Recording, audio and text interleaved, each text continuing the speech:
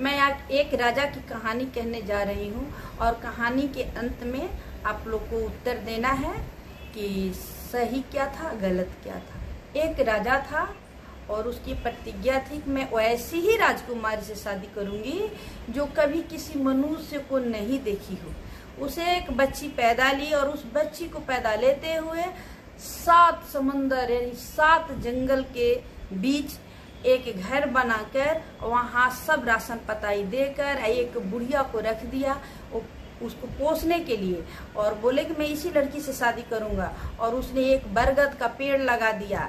बरगद 12 बरस का जब होता है तो फूल लेता है, इसलिए लगा दिया कि जब बरगद फूल जाएगा तो जान जाएगी कि लड़की सियानी हो गई है राजकुमारी, तब उसे शादी रचाएंगे।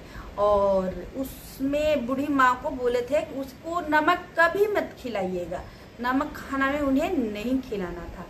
एक दिन के बात है कि धीरे धीरे राजकुमारी बढ़ती गई और बूढ़ी ने उसे पोसती गई पालती गई। धीरे धीरे धीरे समय बीतते गया।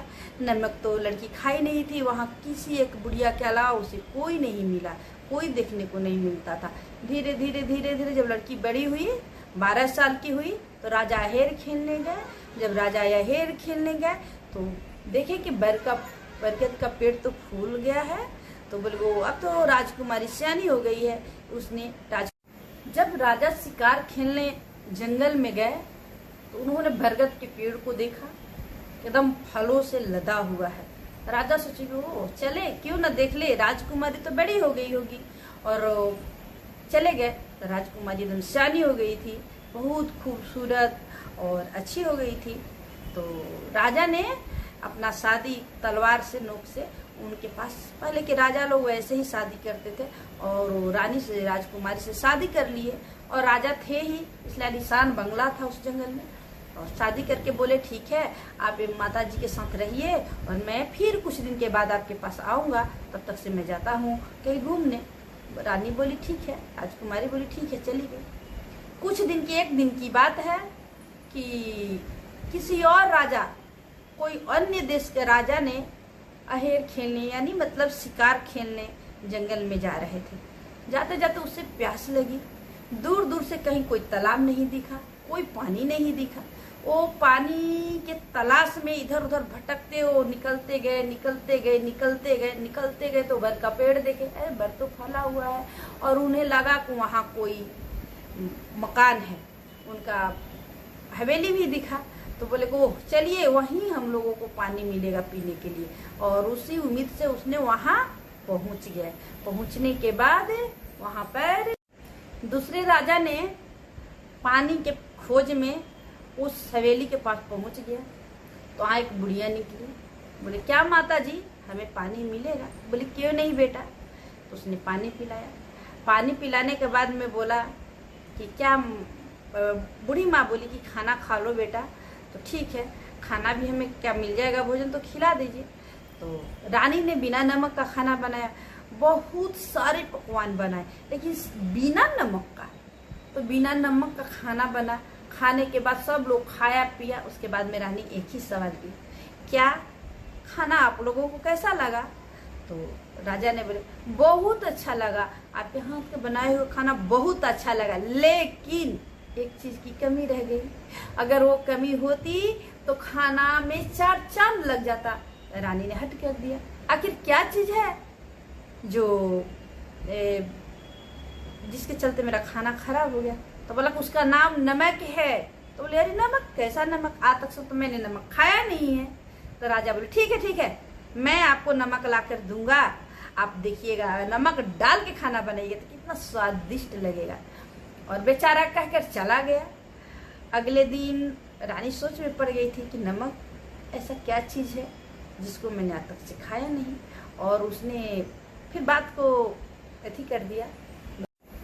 राजा ने रानी को नमक भिजवा दिया और बोला कि इस नमक को डाल के बनाइए। दूसरी बार गया तो उन्होंने नमक दिया, बोला कि इसको डाल के बनाइए, बहुत स्वादिष्ट लगेगा। दूसरी बार रानी ने नमक डालकर खाना बनाया और सबको खिलाया और अपने भी खाई। बोले ओ बहुत ही स्वाद है, मैं राजा साहब आएंगे तो मैं इस नमक को डालकर खाना बनाऊंगी और मेरे राजा साहब बहुत खुश हो जाएंगे। ये करके खूब झूम उठी और वो कबीला चला गया यहाँ से। तो कुछ दिन के बाद राजा आए। जब राजा आए तो रानी बहुत खुश थी और खाना में नमक डालकर बनाई थी।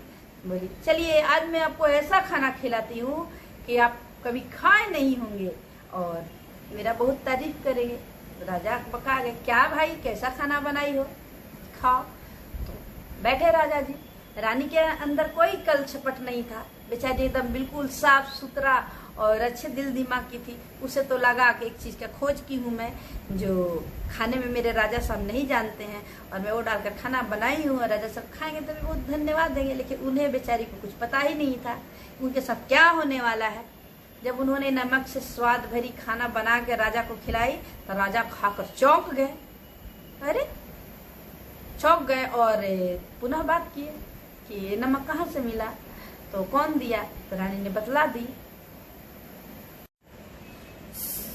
नमक से स्वादिष्ट भोजन खाकर राजा को कोई खुशी नहीं हुई, क्योंकि यही तो एक बहुत बड़ा सूत्र था उनके लिए और वो हाथ लग गया। राजा जान गए कि रानी को किसी न किसी मनुष्य से मुलाकात हुई। उन्होंने पूछा कि नमक कौन दिया, कहाँ से लाई, खाना तो बहुत स्वादिष्ट है।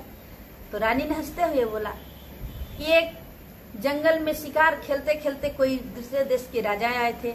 उन्हें बहुत जोरों से प्यास लगी और प्यास के तलाश में ढूंढते ढूंढते मेरे यहाँ आए। मैं पानी उन्हें पिलाई, खाना भी खिलाई, तो उन्होंने ही बताया कि भोजन तो तुम्हारा बहुत स्वादिष्ट है, लेकिन नमक डाल दोगी तो बहुत स्वादिष्ट। तो राजा सुन के अच्छा है, अच्छी बात है।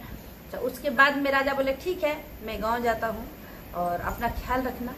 उसके बाद वो राजा गए तो फिर लौट कर आए ही नहीं, क्योंकि उनको एक ज्ञात हो गया कि किसी मनुष्य से उनको भेंट मुलाकात हो गया है। वो नहीं चाहते थे कि कोई मनुष्य उनकी राजकुमारी को देखे। उनके दिमाग में उल्टा पुल्टा जो भी हो वो रानी को छोड़ दिए। इंतजार करते करते करते बरसों बीते, घर में खाना दाना भी खत्म हो गया। रानी सूख के कांटा हो गई। बूढ़ी माता भी साथे साथे बोल रही कि अब हमको समझ में नहीं आ रहा है राजा क्यों नहीं आ रहा है, कोई सूचना कोई खोज खबर नहीं। और रानी रोते रोते एकदम पागल सी हो गई, एकदम सूख पुख गई, इसलिए कि खाने के लिए भी उस जंगल में कहाँ से कुछ तो था नहीं। राजा तो छोड़ दिया रानी। एक दिन की बात है, रानी पे तो विपत्ति आ ही गई थी, क्योंकि राजा उन्हें छोड़ के जा चुका था। रानी को पता भी नहीं था वो क्यों छोड़ के गया, क्योंकि राजा को तो चिढ़ हो गया कि नमक कोई दिया तो कोई न कोई मनुष्य से इनकी भेंट हो गई, वही वो चाहते नहीं थे। कुछ दिन की बात है कि फिर वही राजा फिर शिकार खेलते खेलते खेलते जंगल आया और बोला थोड़ा चलते हैं रानी का देखने, वो किस हालात में है, किस कंडीशन में है। आने के बाद आवाज दिए देखे तो रानी एकदम बदली सी और लगी रोने। बोली क्या बात है, तो राजा नहीं आते हैं, जिस दिन से मैं नमक भरी स्वाद भरी खाना बनाई वो नहीं आते। ये तो राजा समझ गए, तो इसका मतलब कि मैं शुरू से जिंदगी में कभी नमक नहीं खाई, बिना नमक का भोजन मिला। लेकिन नमक से भरपूर स्वादिष्ट खाना खिलाने के बाद राजा कुछ बोले नहीं, गए तो उसके बाद आए ही नहीं। तो ये राजा था समझ गया कि वो राजा छोड़ के चला गया इनको। फिर रोने लगी। रोने के बाद में बोली तो कहाँ जाओगी, कहाँ रहोगी, तो मुझे नहीं पता मैं कहाँ जाऊंगी, हमें खुद पता नहीं मैं क्या करूँ क्या नहीं करी। तब राजा ने अपने दोनों हाथ फैलाए और बोले क्या तुम मेरे साथ चलोगी। तो रानी ने बोली कि हाँ। रोते हुए उसने उसके बाहों में चली गई और उसने अपने बाहों में भर लिया और लेकर गया।